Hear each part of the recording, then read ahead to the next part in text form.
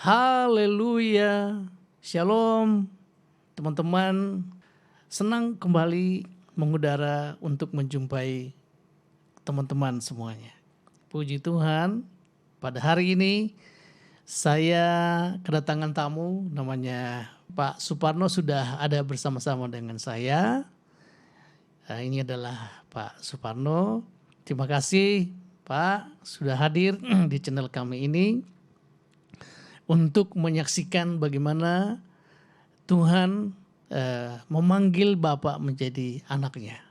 Nah, karena itu waktu dan kesempatan ini saya serahkan kepada Pak Suparno untuk menceritakannya. Silakan Pak Suparno. Amin, puji Tuhan. Terima kasih Bapak Kasdin Marbun. Ya, haleluya. Nama saya Suparno. Karena saya menjadi anak Tuhan Yesus, saya menjadi Simon Suparno. Saya lahir di Kedung Salam, Kecamatan Tonomulyo, Kabupaten Malang. Persisnya itu di Malang Selatan, agak dekat laut selatan. Waktu kecil saya boleh dibilang tidak terdidik dengan baik karena bapak saya cerai. Waktu saya umur 1 tahun, 2 tahun, saya boleh melihat bahwa saya heran kok bapak saya nggak ada di rumah. Dan saya melihat kok di tempat orang lain tapi dibilang bahwa itu bapak saya. Tapi setelah itu mulai besar, saya baru mengerti bahwa oh bapak saya itu cerai. Akhirnya saya hidup boleh dibilang sangat-sangat memprihatinkan, hidup sengsara, apalagi tahun-tahun yang waktu saya lahir itu boleh dibilang musim paceklik, susah cari makan, cari uang juga susah, bahkan punya uang untuk beli makanan itu susah sekali karena nggak ada. Kalau sekarang asal ada uang, banyak yang mau dibeli. Tapi dulu waktu kecil saya sangat sedih. Dan saya ingat waktu saya umur sekitar 6 tahun atau 7 tahun, saya cari kayu di hutan. Satu, kalau orang Jawa bilang satu panggul, itu dibawa di pundak begitu, itu seharga Rp15. Saya coba mengumpulkan, sehingga kalau udah dapat 10 panggul, saya jual. Akhirnya uangnya saya boleh kasih untuk belanja buat orang tua, dan untuk kebutuhan saya sendiri. Sambil saya cari kayu bakar, dan hidup kami itu dalam keluarga sangat susah. Karena di rumah pun nggak ada bapak, cuman seorang ibu, cari makan pun juga susah. Bahkan dalam pendidikan tidak terurus, dalam agama pun juga kami hanya ikut-ikutan saja. Ke masjid juga asal-asalan aja. Mulai dari situlah saya merasa bahwa ini orang tua saya itu kok aneh. Istilahnya punya anak tapi nggak diurus sama sekali. Saya lahir tahun 66. Saya paling bungsu. Tapi saya paling merasa bagaimana sedihnya dan sakit hatinya ditinggal untuk menikah lagi. Nah, setelah itu saya juga ikut ke masjid karena teman-teman juga, tapi saya tetap kosong. Sepertinya nggak dapat apa-apa sama sekali. Karena ya itu tadi, orang tua nggak ada dorongan. Dari keluarga besar pun seperti kakak-kakak. Jadi dari situ saya merasa ada kekosongan yang luar biasa dan timbul suatu kebencian terutama buat bapak saya. Dan saya ingat sekali waktu kecil itu yang cari kayu bakar, saya beli kumpulin, saya kepingin sekali beli sepeda ontel. Saya kumpul-kumpul, karena satu panggul itu harganya Rp15. Jadi saya waktu itu saya ingat banget bahwa sepeda bekas harganya itu 350. Jadi itu sangat banyak panggul, istilahnya tuh banyak sekali untuk bolak-balik ke hutan itu. Nah, dari situ saya, karena minta orang tua tidak mungkin, apalagi bapak nggak ngurus, apalagi ibu membelikan tuh sudah tidak mungkin. Karena kepingin sekali, akhirnya saya ngumpul-ngumpulin bisa dapat itu karena juga sama kakak saya. Akhirnya bisa beli harga Rp350. Saya senang sekali dari situ. Akhirnya saya pakai. Akhirnya karena ada orang yang ngajak, kamu mau nggak pergi ke Malang kota untuk jadi tukang kebun anggrek, kebun bunga katanya. Kerja di situ mau apa enggak? Saya bilang, dah mau. Saya bilang. Akhirnya dari situ saya pergi ke Malang. Saya pun dari situ pun saya masih ingat sama orang tua dan kakak-kakak yang kehidupannya sangat menderita. Saya sering kirim uang untuk bantu orang tua. Akhirnya bos saya itu yang piara pohon bunga itu akhirnya mau pindah ke Jakarta. Dan saya ditanya, mau nggak ikut ke Jakarta? Nah dari situ saya bilang, saya senang sekali. Dia bilang seperti itu. Saya akhirnya ikut ke Jakarta, yaitu tempatnya di Ancol. Dan di Jakarta sekitar tahun 86 April, tugas saya nyiram pohon, ya nyeplit. Nyeplit itu memperbanyak pohon anggrek, terutama karena yang paling banyak itu pohon anggrek. Ya nyemprot, ya nunggu penjualan. Nah dari situ saya sering ngobrol sama saya. Sekali waktu dia bertanya, kamu masih punya orang tua? Masih, saya bilang. Dua-duanya masih? Oh masih, tapi tinggal satu. Loh, dua-duanya masih kok tinggal satu bagaimana? Karena bapak saya cerai sama ibu saya bilang. Saya diinjilin. Orang itu singkatnya mengatakan bahwa agama Kristen tidak pernah diizinkan untuk cerai. Nikah sekali seumur hidup, hanya kematian yang dapat memisahkan. Oh begitu. Ingat saya di ajaran yang saya percaya dulu, seperti bapak saya, nikah lebih dari satu.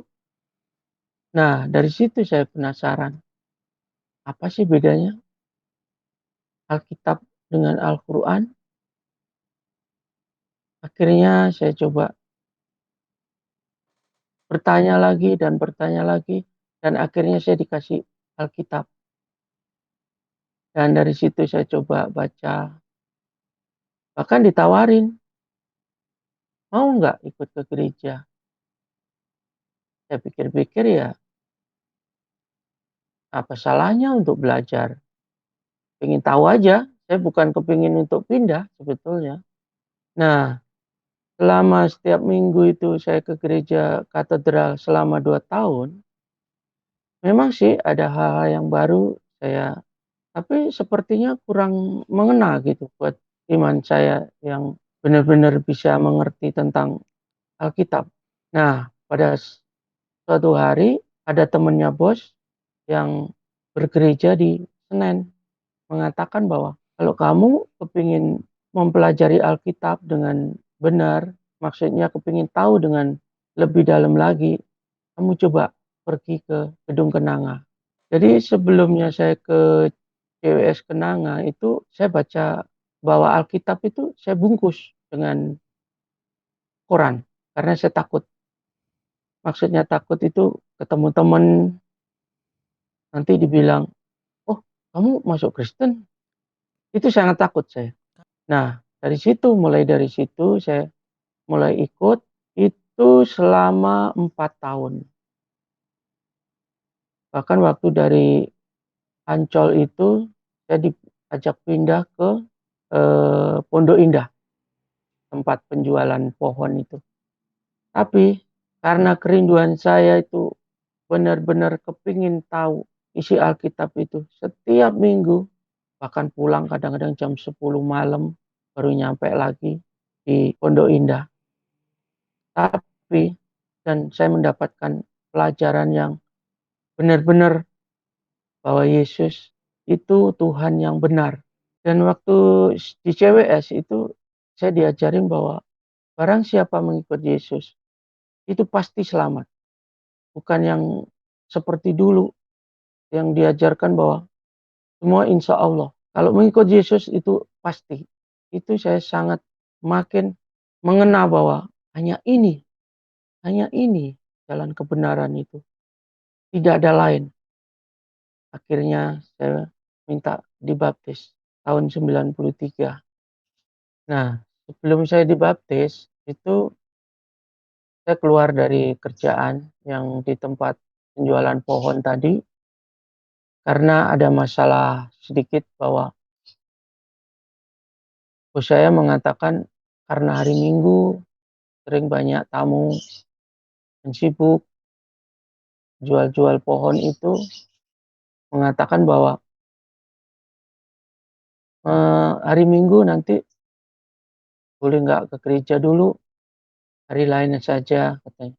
Akhirnya dari situ saya coba, karena saya sangat rindu tiap minggu itu ke gereja. Akhirnya saya untuk cari kerjaan lain. Saya keluar dari situ. Setelah saya keluar dari tempat penjualan pohon, saya ingat bahwa saya pernah diinjili seorang bapak, lalu saya pergilah ke rumahnya dia. Saya bertanya bahwa, "Pak, ada kerjaan buat saya. Apa aja, Pak? Saya supaya tetap bisa ke gereja." Karena di tempat yang sekarang saya bilang, saya kerja mulai sepertinya kurang bebas untuk pergi ke gereja. Tapi bapak itu bilang bahwa, "Oh, kalau masalah ke gereja itu sangat penting buat kamu. Dan saya ada kerjaan catering. Apa mau kamu kerja catering?" Ya kerjaannya ya belanja, nganter, nagih-nagih, kayak gitu. "Nanti kalau kamu mau ya silakan kerja di sini." Lalu saya bilang, "Mau banget, Pak," saya bilang. Akhirnya tahun 90 itu saya masuk kerja di catering itu, dan saya mulai semangat untuk ikut PPKA di CWS Senen Raya itu, dan banyak pengalaman, istilahnya pelajaran-pelajaran yang saya terima, dan terutama tentang pengampunan yang tadinya saya benci banget sama bapak saya.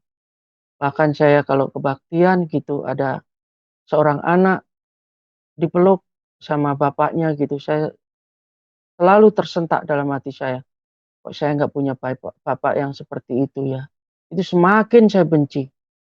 Tapi setelah saya mendapat pelajaran-pelajaran yang di PPKA itu, bahwa di dalam Yesus tidak boleh ada kebencian, tidak boleh ada dendam, terutama saya memikir bahwa itu adalah bagaimanapun itu bapak saya. Akhirnya saya bisa mengampuni dan saya semakin mengerti tentang Yesus.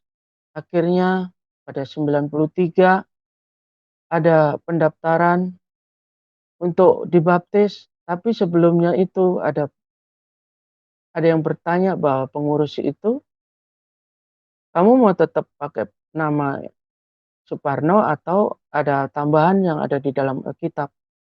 Tapi setelah itu saya bilang dan ingat waktu di Matius 19, Yesus mengatakan intinya bahwa Simon Petrus, engkau akan kujadikan penjala manusia.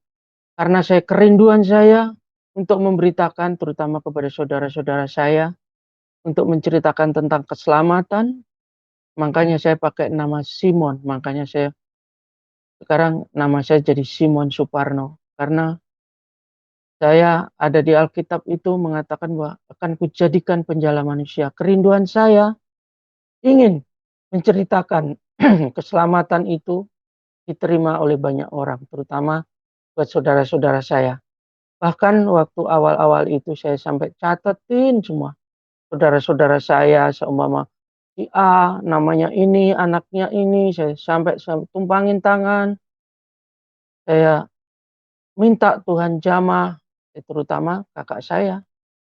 Nah, setelah saya di catering itu, yang pegang ganti anaknya, lalu anaknya sepertinya kurang suka kerja di catering, akhirnya saya diajak ke Cikarang untuk buka jual pakaian. Akhirnya saya kurang truk di situ, saya keluar, akhirnya saya ditawarin di gereja sama Pak John. Pengurus gereja itu mengatakan bahwa kamu bantu saya, kamu masuk kerja di sini saja. Saya bilang, kerja apa Pak? Enggak, karena kebetulan dulu OB-nya itu cukup banyak, sekitar 9 atau berapa gitu dulu. Kamu ngawasin aja mereka yang kerja OB itu, koordinator lah istilahnya. Supaya kerja mereka itu benar katanya, karena banyak yang kerja bersih-bersih pun banyak yang kurang katanya. Akhirnya saya lah masuk situ sekitar 2 tahun, akhirnya gembala sidangnya ganti, yaitu Pak Budi. Akhirnya saya diminta untuk nyupirin Pak Budi. Ya cukup lama, dari tahun 2002 akhirnya sampai sekitar tahun 2007 saya dapat pacar yang tidak saya sangka-sangka. Saya minta Tuhan itu bahwa, Tuhan pilihkan teman hidup saya. Saya nggak minta yang cantik, yang jelek, yang kurus, yang gemuk, yang tinggi, yang pendek. Saya tidak memilih itu. Saya bilang, asal Tuhan yang memilihkan, pasti saya bisa bahagia. Saya bilang, kalau kita percaya bahwa Tuhan itu pasti memberi yang terbaik. Makanya saya berdoa seperti itu. Akhirnya saya ditemukan pacar yang sebetulnya juga sama-sama tadinya itu dari Muslim. Saya juga nggak nyangka gitu. Secara fisik saya melihat bahwa nggak mungkin. Apalagi dia juga Muslim. Tapi itulah, kalau sudah Tuhan yang menjawab, Tuhan yang pimpin, tidak ada yang mustahil. Akhirnya dekat dan cerita bahwa akhirnya mengatakan sama-sama suka, tapi saya bilang, tapi ingat loh, saya Kristen, saya bilang. Nah, setelah perkenalan tahun 2007, 2 tahun kemudian, sekitar tahun 2009 kami sepakat untuk menikah. Kami pulang ke Malang, menikah di tempat istri. Dan memang banyak saudara juga yang Kristen dari istri, tapi buat ibu saya yang tadinya juga kurang setuju, pada saat itu kami juga kakak-kakak, ibu saya juga datang. Itu kami sangat bersyukur sekali. Nah, setelah kami menikah, sampailah sekitar tahun 2015, saya kena penyakit yang saya sendiri heran dan tidak menemukan penyebabnya. Karena tahu-tahu kaki saya itu seperti ada bisul di paha, itu selama 2 minggu. Jadi ke dokter dicek, katanya ini cuman otot katanya. Terus dikasih obat. Reda sebentar, sakit lagi. Tapi setelah 2 minggu itu, saya ke kamar mandi, ganti celana, langsung buat nahan seluruh tubuh itu yang satu, karena ganti celana langsung patah. Nah, dari situ sepertinya saya bingung dan merasa dunia ini runtuh, nggak habis pikir gitu. Akhirnya dioperasi. Setelah dioperasi itu tidak ada rasa sakit sama sekali karena dipen. Sudah dipen, tapi nggak ada rasa sakit. Akhirnya saya boleh tetap mondar-mandir, ada tukang, ada, ya boleh dibilang jaga di bawah di gereja itu. Saya pakai tongkat 2 krok itu, jadi tetap mondar-mandir karena terlalu banyak saya bergerak. Akhirnya pennya patah dan dioperasi kembali. Dan setelah itu juga istri sudah nggak bekerja, tapi kami bisa menerima bahwa Tuhan itu ada, selalu menghibur dalam hidup kami sekeluarga. Tadinya sih memang sepertinya itu, saya percaya manusia itu nggak ada yang sempurna bahwa langsung bisa menerima. Tapi saya merenung dan banyak berdoa, Tuhan tetap tolong. Dan lebih ajaibnya lagi, yang istri tadinya udah nggak bekerja, kami sekeluarga nggak tahu karena istri sih rajin, kadang bikin gorengan, dijual di depan gereja, yang di kantor-kantor itu, pisang, kayak begitu. Itu tapi ada jemaat yang punya ponakan itu dokter, buka klinik kecantikan.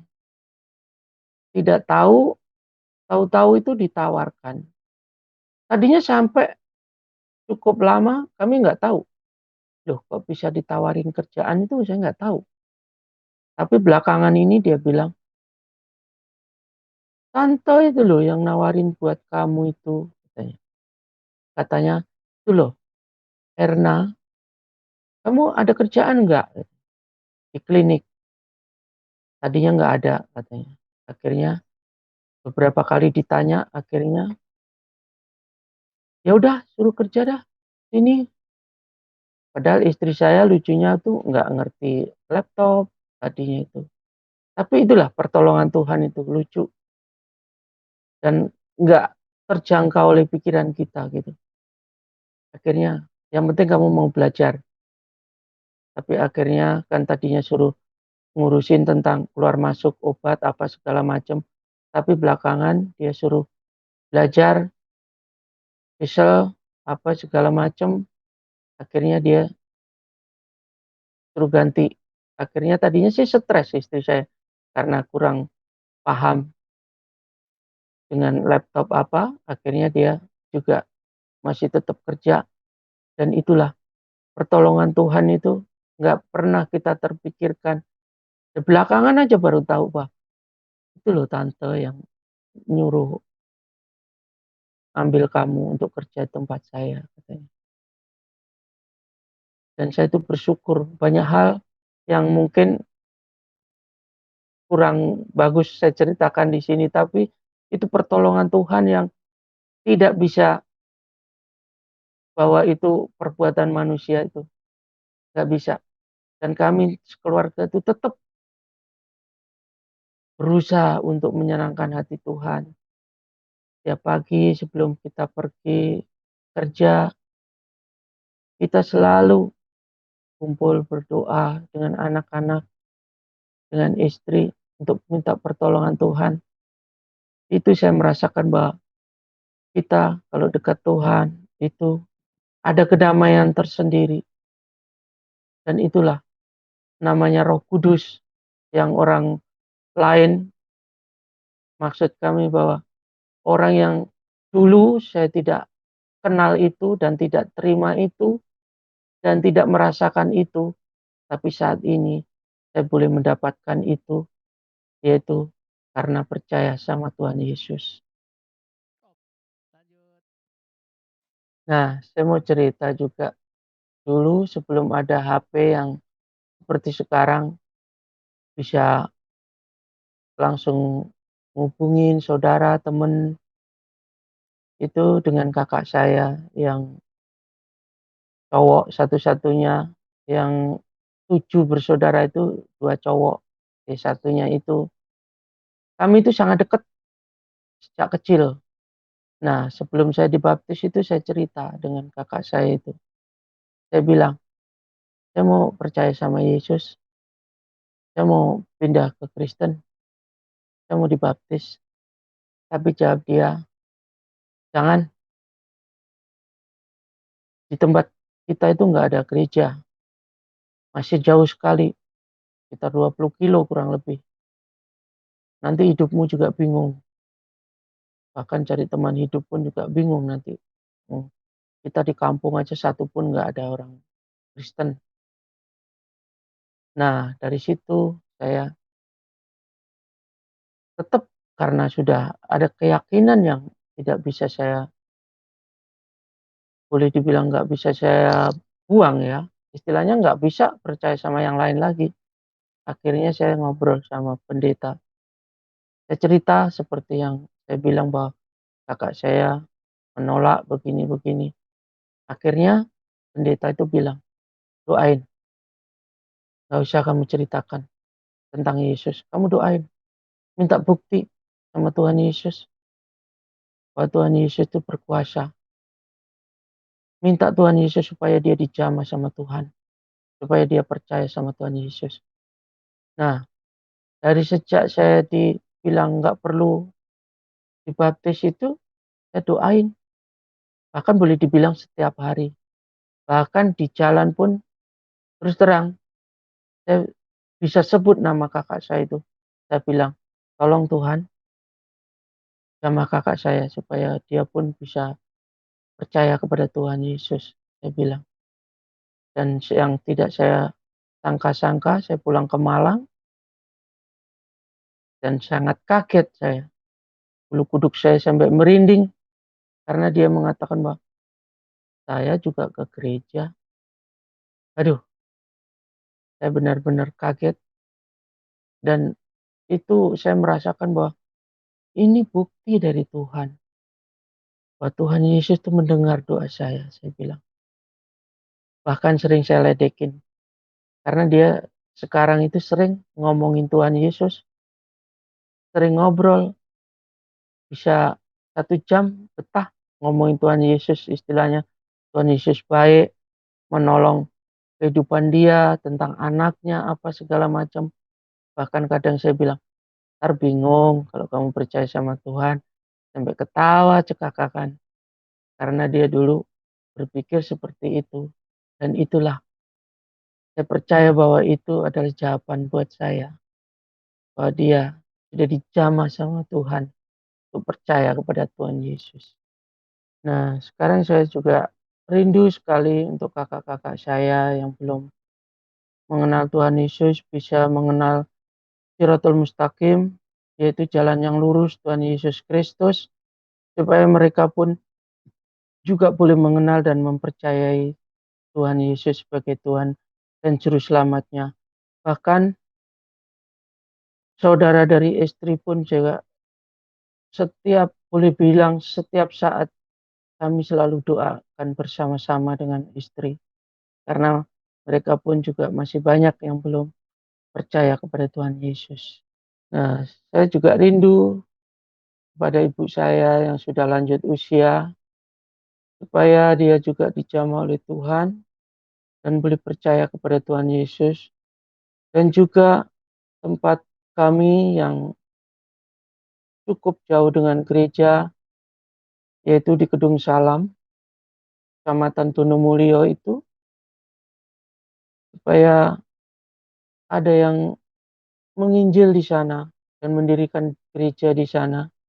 Itu selalu saya doakan dan rindu sekali supaya saudara-saudara kami yang ada di sana boleh mengenal Tuhan juga dan menjadikan juru selamat yaitu Tuhan Yesus Kristus.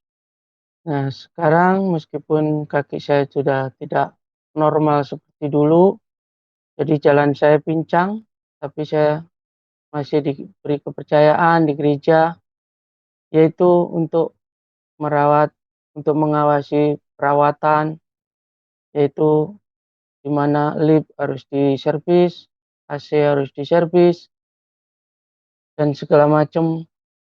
Saya tetap bersyukur dan melakukannya dengan sepenuh hati. Saat ini saya bersyukur anak saya satunya sudah SMA, namanya Anastasia, dan yang kedua Alvaro Nathanael yang belum sekolah. Dan kami dengan istri berjanji bahwa akan memberi kasih sayang kepada mereka, tidak mengalami seperti yang waktu saya kecil. Kami ingin merawat mereka dan memberi yang terbaik apa yang dapat kami lakukan supaya mereka boleh bertumbuh, terutama mengasihi Tuhan. Itulah kesaksian saya. Semoga kesaksian ini menjadi berkat bagi channel Raja Nabasa. Sekian, kami kembalikan waktunya kepada Bapak Kasdin Marbun. Haleluya, luar biasa kesaksiannya Pak Suparno. Pak Simon ya, Pak Simon Suparno. Pak Simon. Gimana Tuhan telah ikut campur tangan menuntun hidupnya ya. Dari dulu tidak mengenal Yesus, sekarang mengenal Yesus dengan sungguh-sungguh. Kita lihat buktinya, dia bisa mengampuni orang tuanya, dituntun Amin. hidupnya, bahkan sampai saat ini walaupun pekerjaannya sebagai pembantu di gereja, tetapi Tuhan merawat hidupnya, merawat istrinya dan anak-anaknya sampai hari ini. Terima kasih Pak Suparno yang sudah menyempatkan diri bersaksi di channel kami. Terima kasih Pak, nanti sampai ketemu pada lain waktu. Demikian juga kepada seluruh pemirsa Raja Nabasa, terima kasih untuk sudah menonton acara ini.